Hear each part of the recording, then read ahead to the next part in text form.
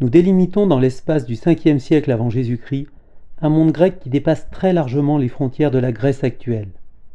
Il s'étend autour de la mer Noire et surtout sur les rives de la Méditerranée. Nous avons vu dans une capsule vidéo précédente qu'une cité grecque est un État. Elle possède des caractéristiques propres comme une acropole ou bien une agora.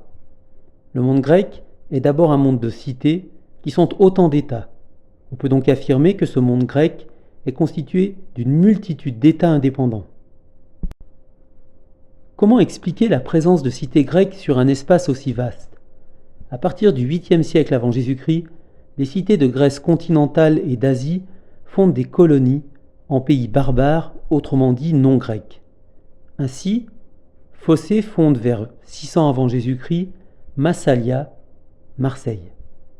Phocée est la métropole, la cité-mère, et Massalia la colonie, c'est-à-dire une cité créée. Ce monde de cités s'est donc développé par le phénomène de colonisation entre le 8e et le 5e siècle avant Jésus-Christ.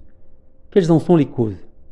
On peut en citer quelques-unes, comme la croissance de la population, la recherche de terres à cultiver, ou bien la volonté de développer le commerce. La colonie est indépendante de sa métropole, mais conserve des liens, notamment commerciaux, avec sa métropole.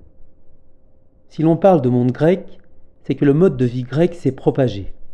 Ainsi, les colonies sont des lieux de métissage, de mélange entre les Grecs et les populations indigènes déjà installées. Ce mélange favorise la diffusion de la culture grecque et notamment de la religion. On le voit par exemple avec la présence d'acropoles et de temples grecs dans ces colonies. L'observation de la carte du monde grec nous montre que la mer est un facteur d'unité important. Nous avons aussi évoqué la culture grecque, il nous reste à en découvrir la richesse.